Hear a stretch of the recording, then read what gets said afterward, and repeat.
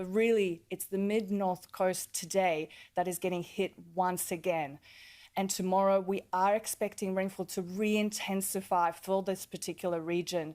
So again, being really mindful for the communities out there.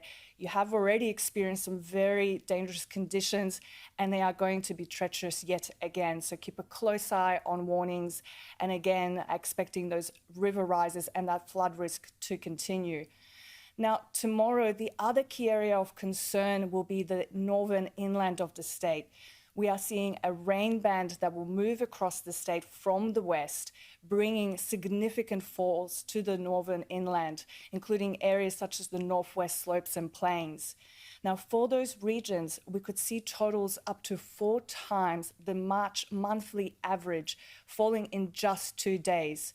So for the communities in inland New South Wales, in the north and northwest slopes and plains, be really aware and alert of the fact that flood risk is heading your way. Now, that rain band will move across the state on Tuesday, so again, bringing more rainfall, but we are also likely to see a low-pressure system develop on the south coast, again, bringing heavy rainfall to this particular region. It's likely to combine moisture from both this rain band as well as moisture off the coast, which will act as a conveyor belt, bringing in those heavy falls on Tuesday, specifically for that south coast area.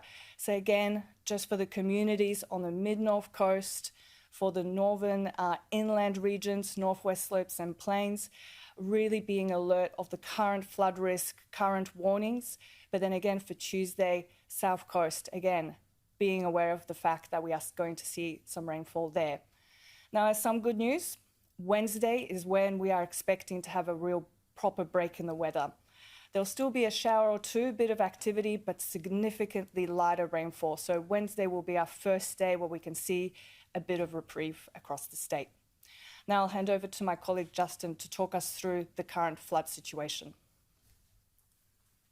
Okay, thank you, Agatha. I guess I'll start. I'm concerned, the Bureau is very concerned about the flooding in the Hawkesbury-Nepean Valley. Last night we experienced very heavy rainfall, especially in the area around Penrith. We had the dam commencing to spill yesterday afternoon, and we also have floodwaters coming down the upper Nepean River system. So at Penrith, we're expecting river levels at Penrith to be levels near the 1961 flood. Just to give you some context around, that is bigger than the February 2020 flood. It is bigger than the 1988 flood. It is bigger than the 1990 flood, and it's bigger than the 1964 flood. It's one of the biggest floods that we're likely to see for a very long time, and that floodwater at Penrith is expected to then move downstream and impact those communities at North Richmond, Windsor, Sackville, and further downstream. And it's really, really important that community members listen very closely to the instructions from the New South Wales SCS about potential evacuations. They keep current with the Bureau's flood warnings. Our flood warning team is fully concentrated on updating those forecast predictions for the Hawkesbury-Nepean Valley today.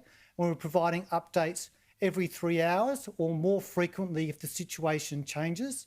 So it's very important to keep that. When they get updated, we'll be issuing an update on both Twitter to make sure you know the updates are available. Plus, we'll be making sure that they're quickly available on the Bureau's website and working very closely with our community and emergency response partners. So the way we're expecting this situation to evolve, so at Penrith, the river levels there are still rising, and we're expecting the river levels to peak later today, and then over the next couple of days, that flooded water will then move downstream and start impacting North Richmond, Windsor and Penrith. So like I say, it's very important just to keep across those updates as this flood event unfolds. And just reiterating, it's a very dangerous flood situation. And my feeling really goes out to those people in those local communities that are being impacted, and also those communities along the mid-north coast who were impacted over the past couple of days. I might stop there and I can take some questions.